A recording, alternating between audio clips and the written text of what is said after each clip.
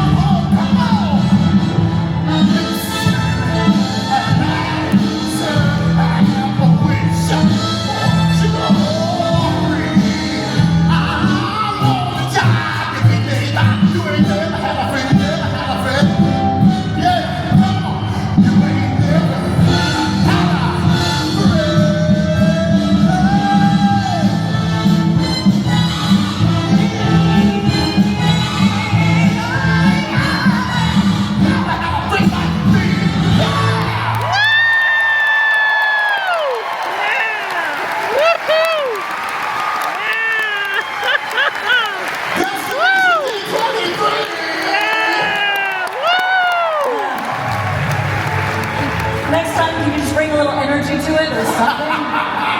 How about one more round of applause for Michael J. Scott? Yeah! Woo! But we also have to think that this is Disney on Broadway royalty right here. Susan Lee. I'm just the oldest one. So, we get to be cousins, which is a pretty cool thing. Yes. You're probably wondering why, but we'll get to that. But don't you think we should invite our newest family member out to the stage? Absolutely, we should. He stars as Lumiere. Oh, Lumiere in the North American tour of Beauty and the Beast. Please give it up to Danny Gardner.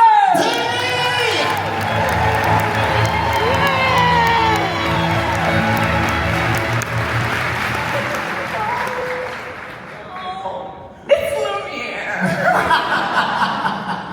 So why do we call each other cousin, Michael?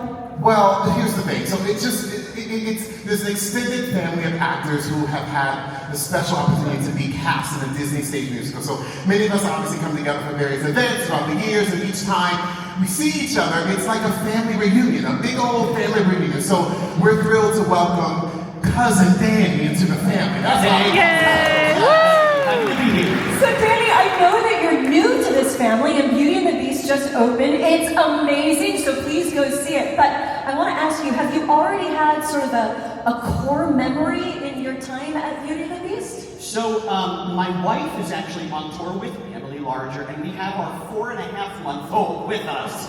Can you eat? Did you hear that? 4.5-year-old months. So good. They dress them as a teacup. Yes. he understudied the chip eventually. Sleeps in a cupboard. Yeah. Exactly. But for my final callback for Lumiere, that's when we found out that my wife was pregnant. Right before the audition. So I was like, oh my gosh, that's amazing. Yes. Because, and I think I went into the audition and I was like, I just have to tell you my wife's pregnant. So that's definitely a core memory from the very beginning. Oh my gosh, that's such a good one. Michael, do you have something? Oh gosh, I think maybe a core member. So I got to originate the genie in Aladdin down in Australia, which was, come on down under, hey Australia! So it was literally... Did you come out of the land in the opposite direction? Yes, yes. And it was a day later, actually a day later. So it was truly a life-changing experience, but I will never forget being in Sydney, Australia, and opening night, getting to be there, and I just kept thinking of little chocolate chubby Michael James Scott from Orlando, Florida, P.S., who just had, come on, O-Town, I see you, Orlando! And I could never ever have dreamt that moment to be in Australia, premiering and debuting this musical of Aladdin, which means so much to so many people, beginning to play the iconic role of the genie in Australia. It'll be something I'll never forget on opening night, standing there and just taking in this amazing love from the amazing people of Australia. And there I was, somehow landed down under. And they got me whether or not they wanted it or not. That's fate. And we are the beneficiaries of that. There is something interesting. Well, I was going to say that, we're Broadway actors, we've done other Broadway shows, but there is something different about doing a Disney on Broadway show. Yes. Way back in the day, back when dinosaurs were roaming the planet and Beauty and the Beast was in development, it wasn't a guaranteed success. Disney had never done a Broadway show. We weren't exactly welcomed in New York City at the very beginning, and now it's a foregone conclusion. Of course, Disney's on Broadway, but at the time we weren't sure. But there was something sort of remarkable about being able to walk out on a stage in a blue dress, and the people who came already loved the character because they loved that movie so much. And we were so blessed to be able to show them more. Like there was a Beauty and the Beast 2.0. We had an hour more time. The movie's 90 minutes, the play's 2.5 hours, to get to explore those characters even deeper. And then now the live actions, it's like Disney 3.0, and now we've got Beauty and the Beast 4.0. Anyway, but the point is if you had told me in 1994 that I would still be a part of a family because of a job that I got, I never would have believed it. And it is the greatest treasure in my life, and it is unique to Disney on Broadway, for sure. Well, thank you for starting us off, okay? Yes. Well, someone had to. So funny. All right, if you could play any character in a Disney on Broadway musical based on your favorite Alan Menken song, Michael, who would you be? It can't be Genie. Who is going to be? I mean, obviously, Elsa. Thank you very much.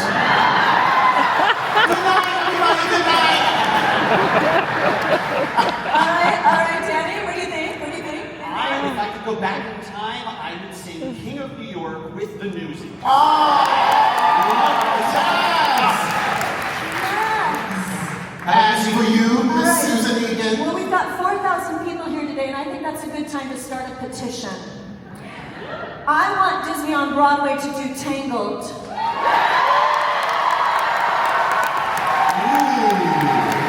I do not want to be the damsel in distress. I want to be her evil mother.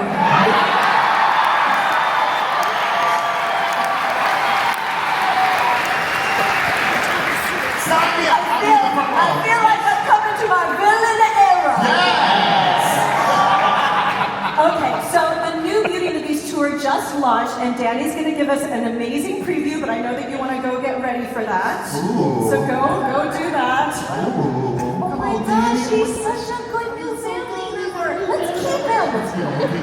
We're going to be the gossipy family members over here, like, are we going to keep him? Are we not going to keep him? We're totally going to keep him. We're going to keep him. We're going to keep him.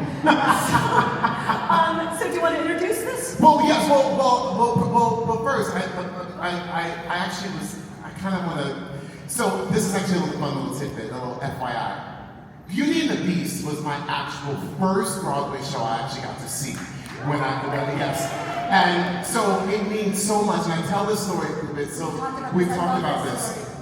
But Beauty and the Beast was the first Broadway show I got to see, which also happens to be where I did my first Broadway show as well, which is kind of crazy. But I will never forget full circle of life. But literally, I was watching the show, and Be Our Guest was happening, and on that stage, and this is something that Disney on Broadway has been doing from the very beginning, from the jump, was diversity and people being on stage who the colors of the rainbow all on stage together, which was just yes, it's an amazing thing. But I will never forget, and I told Susan this because it just means so much to me. I will never forget watching Be Our Guest, and there was this one chocolate man who was he was a spoon, and in my head I was like, I could be the spoon. I could be the spoon. And let's hear that Michael Denby Kane is the actor that you're speaking of. He is one of the most just cherished, beloved people. And yes, he was a spoon. He was the spoon, and what that meant for me was the spoon symbolized anything, that anything was possible. And so when I got to see, yes, anything is possible, and I got to sit there, and just for me, as I told Susan, Beauty and the Beast literally changed the outlook of what my life could be, because I sat there and saw that anything was possible. So reputation. And lucky us, because we needed this guy on the stage. Right. So it's an honor to stand here with this gorgeous woman who was a part of that legacy, but I stand here to tell all of you, anything is possible. And with that, should we get our new cousin out here? So many wonderful things about this new production of Beauty and the Beast, but in particular, I have to say, Danny is a tap dance master. Yeah. And I cannot wait any longer. And so, Danny, the stage is yours. Ooh.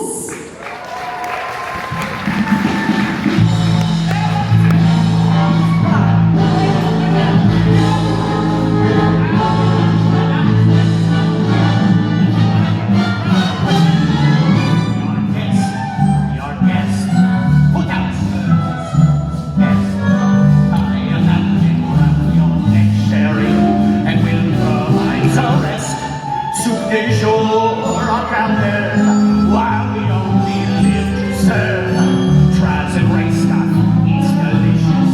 Don't believe me, ask traditions. Singing, making dance. After all this is France, and our dinner here is never second best. Go on, unfold your neck, take a glance.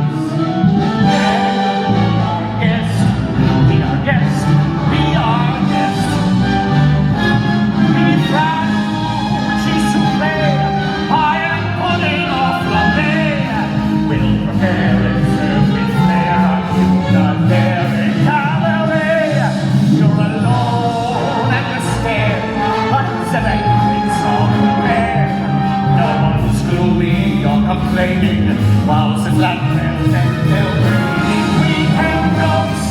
I do tricks with my fellow kind of schemes, and it's all in perfect taste that you can bear. Come on and lift your glass, you've won your own free pass.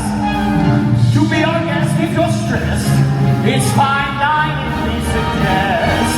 Be our guest, be our guest, be our guest.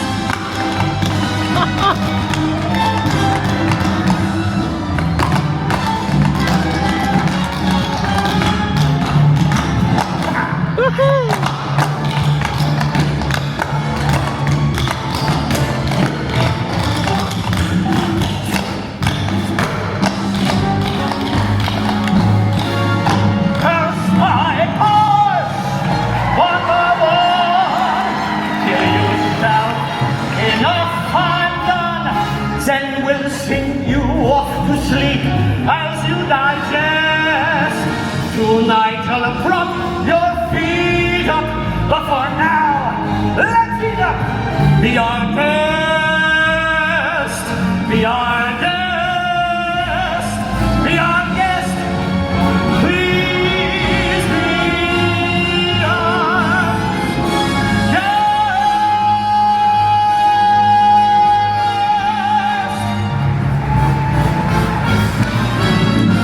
Be our guest.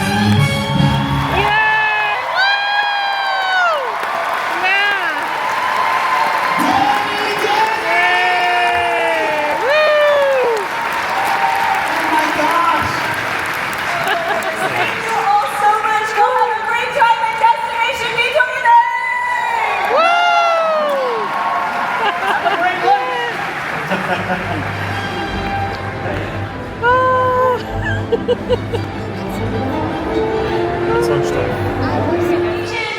Oh my gosh, well my name is Ashley Eckstein, and I'll be your host for the next 15 minutes. Thank you.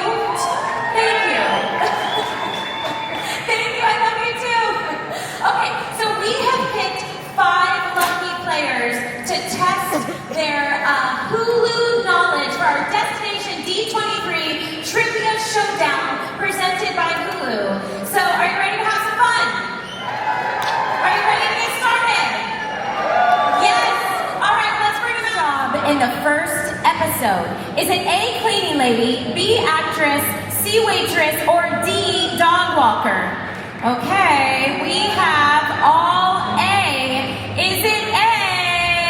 That is correct. Wow, off to a great start. Great job.